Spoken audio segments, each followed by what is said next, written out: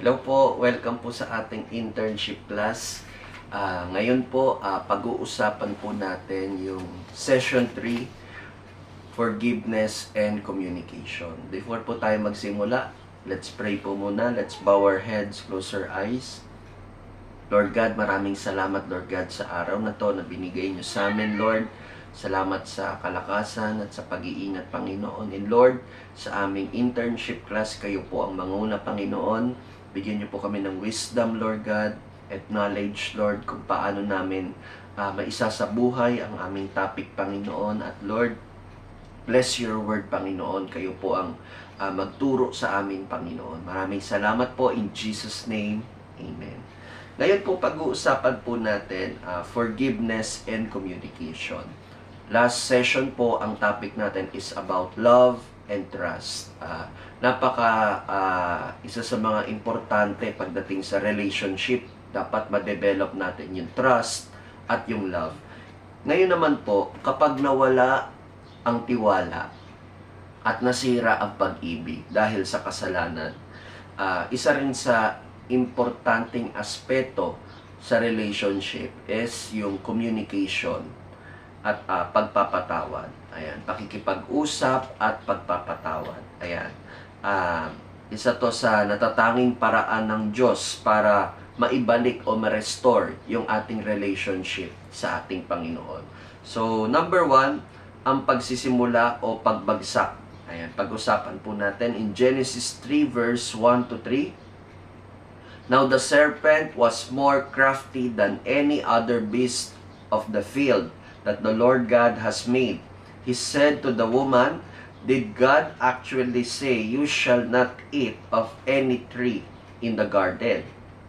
And the woman said to the serpent, 'We may eat of the fruit of the trees in the garden, but God said, You shall not eat of the fruit of the tree that is in the middle of the garden, neither you shall touch it, or lest you will die." Ayan. So, dito, alam natin yung context ng scripture na nagsimula dito yung pagbagsak ng tao kasi iniinganyo sila ng serpent, di ba? Which is si Satan, na pagdudahan yung salita ng Diyos, yung sinabi ng Diyos na kapag kinain nyo yan, sabi ng serpent, magiging parang Diyos kayo. Ayan. So, that time, natutokso din si Eva at si Adan na kainin yung bunga. Ayan. Tsaka, isa pa sa mga ginamit ni Satan para ma-deceive si Adan at Eva, sinabi nga ba ng Diyos? Ayan. Ang gusto ni serpent o nung kaaway is yung questionin mo, no? Yung pagdudahan mo, no? Kasi una, questionin mo, okay lang magtanong, walang problema. Pero yung pagdududahan mo, yun yung magiging resulta. Yun yung masama, no? Ang goal ni Satan is pagdudahan nila yung sinabi ng Panginoon. So, madali tayong magduda kapag hindi natin alam yung katotohanan. Kapag hindi natin inaalam o hindi natin pinag-aaralan yung salita. Ayan. So, ang solusyon po dito ng discipleship, ang layunin ng discipleship ay itanim ang buong katotohanan, buong katotohanan ng salita ng Diyos sa puso ng tao. So, tayo po as Life Connect leader, no, as ministers, so ang trabaho natin is tulungan, di ba, ang ating mga kapatid na maintindihan, maunawaan yung salita ng Panginoon. Kasi dapat buo, whole context. Kasi kapag nagkamali lang tayo ng dampot, for example, love of money is the root of all evil. Yung iba, ang tingin, money is the root of all evil, which is mali, no? Ang pera ay importante at kailangan ng bawat tao. Pero, ang tinutukoy na evil is yung love of money, yung pagiging gahaman. Ayan. So, yun po yung dapat nating maunawaan na dapat whole context, no? Dapat maintindihan natin ng buo yung salita ng Panginoon. Kasi minsan may mga dagdag bawas na tayo depende sa ating bias, no? Pero kailangan natin mas maunawaan pa ang salita ng Panginoon. Kung mas kilala nila ang truth ni Adan at Eva, mas hindi sila maluloko ng kaaway at mas madali silang susunod kay God. 'Di ba? The more na mas alam mo yung salita ng Panginoon, the more na mapanghahawakan mo, the more na gagamitin mo yung scripture, yung truth na alam mo as a filter na may mga maririnig tayo. Hindi lahat ng naririnig natin na tama sa ating pandinig, tama. For example, is yung follow your heart. Sabi ng mundo. 'Di ba? Kap yun. Pero sabi ng scripture, guard your heart. Kasi yung puso natin, mapusok. Ang puso natin, kapag nag-rely tayo sa ating puso, sa pagdidesisyon, magiging emotional tayo. Na which is ayaw ng Panginoon. May danger doon. Dapat, guard your heart at hayaan mo na ang i-follow natin is yung Holy Spirit, 'di ba? Follow the Spirit, kung ano yung nililid sa atin ng Spirit. Ayan. Para hindi tayo basta-basta mananakaw ng kaaway. Kasi ang gusto ni Satanas agad-agad once na nalaman mo yung scripture na for I know the plans I have for you, says the Lord, plans to prosper you, not to harm you, plans to give you hope and a good future, sabi sa Jeremiah 29 verse 11. Kaya lang, ang nakikita mo sa reality, puro kahirapan. Lord, mangyayari pa ba talaga yan? Di ba parang kukwestiyonin po natin. Pero the more na pinanghahawakan natin yung salita ng Panginoon, yes, yung nararanasan nating hirap, reality yan. Pero yung totoo yan, at the same time, yung salita ng Panginoon, totoo din po yan. Na kailangan mo lang talagang maproseso. Kailangan mo lang talaga na lakaran kung ano yung faith na meron tayo. Not by sight, but by faith, 'di ba? Yun ang gusto ng Panginoon. So, yun yung dapat natin panghawakan, no? Na the more na nalalaman natin yung katotohanan, yung truth, dapat yun yung nagiging filter natin na kapag may mga lies ang kaaway, may mga pangdideceive ang kaaway, magaling pa naman si Satan mag-twist ng salita ng Panginoon. Dapat mas alam po natin, mas nagsasaliksik po tayo bilang Life Connect leader at minister, no? Dapat natuturuan po natin, no, ang ating mga kapatid na magkaroon ng wisdom or knowledge pagdating sa salita ng Panginoon. Ngayon, syempre, alam natin na kinain ni Adan at Eva yung bunga ng fruit of good and evil. Ngayon, ano yung naging epekto?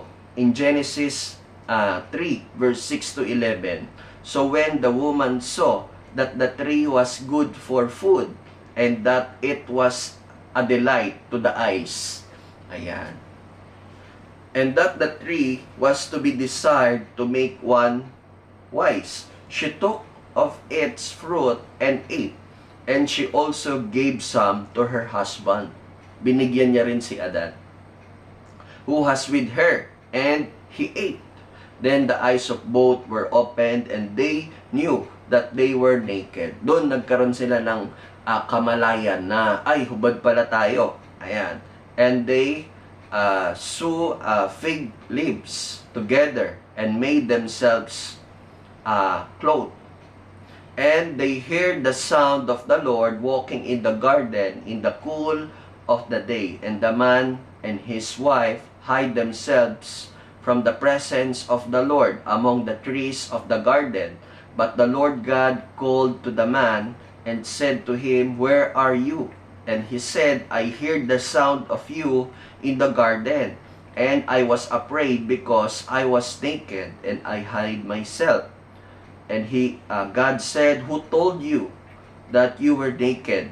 Have you eaten of the tree of which I have commanded you not to eat? Ayan. So, mapapansin nyo, once na nakapag-commit po tayo ng pagkakamali, natural, ang defense mechanism ng tao is magtago, hiding. Ayan, tulad ni na Adan at Eva nung nagkasala sila, natural sa atin na magtago, magpanggap, at takpan ang ating mga kahinaan o pagkakamali. Diba? Parang defense mechanism yan. Parang ayaw natin mapahiya, ayaw natin pagbayaran yung consequence kung pwedeng malusot, which is mali. Ang paglayo sa Diyos ay nagdadala ng takot at insecurities. No, marami sa atin kaya umaalis ng simbahan, hindi pagchichismisan nila ako kasi nagkaroon ako ng pagkakamali sa buhay, maling desisyon, nakakahiyang bumalik sa church. Ayan, no? So, nagdudulot ito ng insecurities at takot. Pero mali po yun. Ang paglayo sa Panginoon, hindi po nun masusolusyonan yung mga nagawa nating pagkakamali. The more na nagkakamali po tayo, the more dapat na lumalapit tayo sa Panginoon. Nagpapaproseso, nagpapaayos. Isa sa mga kaparaanan ng Diyos, syempre, is yung community. Ayan, o kaya yung ating church, no, yung ating simbahan na dapat the more na nagkamali tayo, the more na dapat nilalapit natin ang ating sarili sa Diyos at nagpapaproseso po tayo. Ano yung dalawang tanong ng Diyos kay Adan at kay Eva? Who told you? Sino ang nagsabi sa iyo na kayo ay hubad, 'di ba? Tanong ito about sa pagtitiwala. Sino ba ang pinakinggan at pinaniwalaan mo? Ang Diyos ba o ang ibang boses? Ayan, 'di ba? So, doon pala makikita mo kung sino yung kanilang pinakinggan at sino yung kanilang sinunod. Kasi nung kinain nila yung bunga, 'di ba? Kung sino yung sinunod mo, yun yung master mo. At that time, ang mas pinakinggan nila si Satan. Kaya nagdulot ito ng kasalanan sa kanila. Ayan po. Next, have you eaten? Kumain ka ba no fruit, yung pinagbabawal na fruit of good and evil ng Diyos? Ayan. Ito, tanong naman about katotohanan. Ayan, truth. Handa mo bang harapin ang katotohanan na iyong nagawa? Ayan. Diba tayo, nakaka-relate po tayo, no? Sino ang nagsabi sa'yo? Unang tanong. So, about trust siya. Sino ba yung mas pinagkakatiwalaan mo? Pangalawang tanong is, kumain ka ba? So, tanong siya about katotohanan. Handa mo bang harapin yung katotohanan or yung consequence na iyong nagawa, 'di ba? So, tayo po na nasa discipleship department dapat ang gawin po natin tulungan ang mga tao na lumabas sa pagtatago. No, lumabas na akala nung iba, ayoko mag-church kasi masusunog ako diyan, ang dami kong kasalanan. Nakakala ng iba, ang tingin nila sa simbahan lugar o museo ng mga tao na mga banal o hindi nagkakasala. Na which is mali. Ang simbahan po grupo ng mga tao na nagkakamali, nagkakasala, no? At patuloy na gustong magpaayos, nagpapaproseso sa Panginoon, no? At may relasyon sa ating Panginoon. So yun po yung dapat na maging mindset maparating natin sa iba na ang church hindi yan hindi yan lugar ng mga tao na hindi nagkakasala. No, nagkakasala po tayo pero dahil sa biyaya ng Diyos, no? Dahil sa pag-ibig ng Diyos na naranasan natin ay tayo ay nagpapagamit at nagpapaproseso sa Panginoon. Ayan po. Ang pagtanggap sa katotohanan, acceptance at pagsisisi, repentance, ang tanging daan tungo sa tunay na kalayaan. We need to accept, no, yung nagawa natin at pangatawanan, magkaroon ng accountability at ayusin ang ating sarili. And repentance. Yung repentance po, hindi po yan maramdaman mo lang na guilty ka o feeling mo kailangan mo mag-sorry ng madami, ng paluhod, papunta ng altar. Hindi po. Ang repentance po ay pagbabago ng isip na hindi ko kaya to. pero kaya ng Diyos. Kailangan ipaayos ko sa Panginoon yung buhay ko. Ayan po. Next is communication. Ang unang hakbang ng Diyos. Nung after magkasala ni Adan at ni Eva, ito yung unang pagkilos ng Panginoon sa buhay ni Adan at ni Eva. Ayan, para maayos ang kanilang pagkakamali. But the Lord God called to the man and said to him, "Where are you?" And the Lord God made Adam and Eve, his wife, garment of skin and clothed them. Imagine niyo, no, nagkasala na, nagkamali na, nagrebelde na, but still, tinanggap ng Diyos, dinamitan ng Panginoon. Ganon din po tayo, no, na once na tinanggap natin ng Panginoon, ito yung naging initiate ng Panginoon, na kahit nagtatago yung tao sa kasalanan, ang Diyos pa rin yung unang naghakbang. Siya pa rin yung nag-initiate na maligtas tayo. Kasi alam ng Diyos, hindi natin kayang iligtas ang ating sarili. Ayan, nasan ka? Ayan, ipinakita nito ang mahalaga sa Diyos ang communication. Hinanap ng Panginoon, no? Isa sa mga communication po natin sa Panginoon is yung prayer. No, dapat tayo pagkagising natin sa umaga, binigyan tayo ng bagong buhay, bagong hininga, dapat magpasalamat tayo sa Panginoon. Yan yung communication natin sa Panginoon. Yan yung nagpapatunay na meron tayong relationship sa ating Diyos. So ano yung application niya sa relasyon? Ang maayos na relasyon ay nangangailangan ng tapat na tanungan, sagutan at pakikinig. Ayan, kaya mahalaga yung ginagawa natin sa one-to-one, sa mga life connect po natin, kasi ito yung lugar kung saan malayang na ipapasa ang katotohanan sa pamamagitan ng communication. 'Di ba? Mapapansin niyo po sa one-to-one, diyan po tayo nakakapag-open ng ating nararamdaman, o tayo ay nakakapagtanong, nagkakaroon po tayo ng mga pakikinig o pag-uusapan, kasi mas yung one-to-one at yung ating Life Connect is designed para matugunan yung mga questions, yung mga pangangailangan natin, especially in our daily life, no?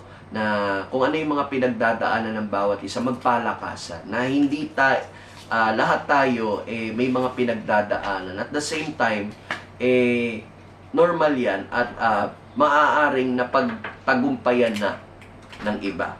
Ayan. Ang komunikasyon naman natin sa Diyos ay sa pamagitan ng panalangin. Ayan po. Last po, forgiveness, ang reset button ng relationship. Ayan. Sa relationship, hindi pwedeng mawala yung forgiveness, 'di ba? Yes, importante yung love. Yes, importante yung trust para magkaroon ng foundation. Pero kapag nagkamali, nag-fail, importante rin sa isang relationship yung forgiveness. Ayan. Sabi po sa Genesis 3 verse 16 at 21, "To the woman he said, I will surely multiply your pain," sabi ng Panginoon, "in childbearing. In pain you shall bring forth children. Your desire shall be for your husband, and he shall rule over you."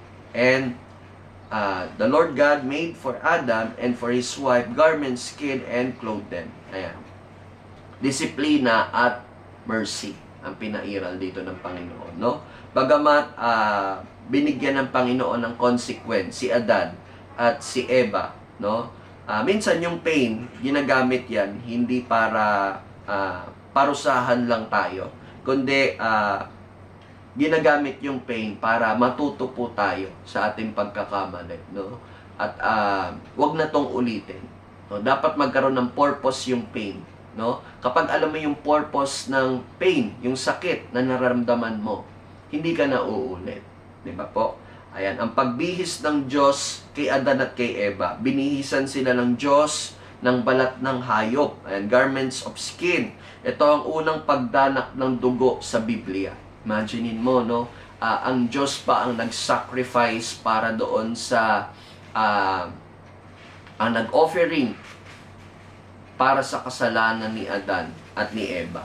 Ayan, ito ang unang pagdanak ng dugo. Ayan, tinakpan ng Diyos ang kanilang kahihiyan kahit karapat dapat sila sa parusa. Ganon ka-loving yung ating Ama na nasa langit, no? Tinakpan yung ating kahihiyan, yung ating pagkakamali, 'di ba? Kahit deserve natin magkamali. So ganon yung pag-ibig ng Panginoon. Mapagpatawad. Ganon din po tayo, no? Dapat sa iba na nagkamali sa atin, yes, mahirap, alam ko. Pero kailangan yung forgiveness, yun yung dapat maging choice natin. Kasi yun yung naging kaparaanan ng Diyos. Yun yung buhay sa Panginoon. Character yun ng Panginoon, no? Merciful at forgiving yung ating Diyos. Ganon din po tayo sa iba, no? Paano po natin ito maa-apply? Kung pumalpak ang pag-ibig at tiwala, merong forgiveness. Lamang ang makapag-restore ng relasyon. No? Kung mamimili po tayo or magdidesisyon po tayo, piliin po natin na magpatawad alang-alang sa relationship. Kasi ang Panginoon pinatawad tayo, tinanggap tayo dahil gusto niya ma-restore yung relationship natin sa Kanya. Ayan. Ito ang reset button kung paano tayo pinatawad ng Diyos. Ganon din natin dapat patawarin ang iba. No? So, kung tayo pinatawad ng Diyos, patawarin din natin ang iba. Yes, mahirap, alam ko. Pero, yung forgiveness is a choice at pwede mo siya gawin daily. Kapag naaalala mo, nasasaktan ka, isipin mo lang lagi na pinatawad ka ng Panginoon sa mga pagkakasala mo. Kailangan mo rin patawarin yung iba. Para sa atin yun, hindi para sa nakasakit po sa atin. Hugot. No? So, ano po yung mga take-away po natin? Habang mas naiintindihan natin ang gospel, mas natututo tayong makipag-usap ng tapat at magpatawad ng buong puso na siyang nagpapatibay sa ating mga relasyon ayon sa plano ng Panginoon. The more na naiintindihan mo kung paano ka minahal ng Panginoon, pinatawad ng Diyos, na-apply mo siya sa buhay mo. The more na natututo tayong makipag-usap sa Diyos at patawarin yung ibang tao kasi pinatawad tayo ng Panginoon. No? So, ngayon po sa ating questions or sa ating takeaway, no? So, internship class, ngayon po ito po yung magiging question po natin.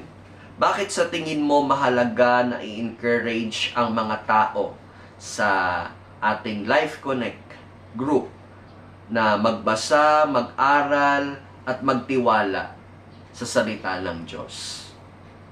Yun po yung ating takeaway. So, make lang po tayo ng ating reflection sa ating GC. Send nyo lang po sa ating GC.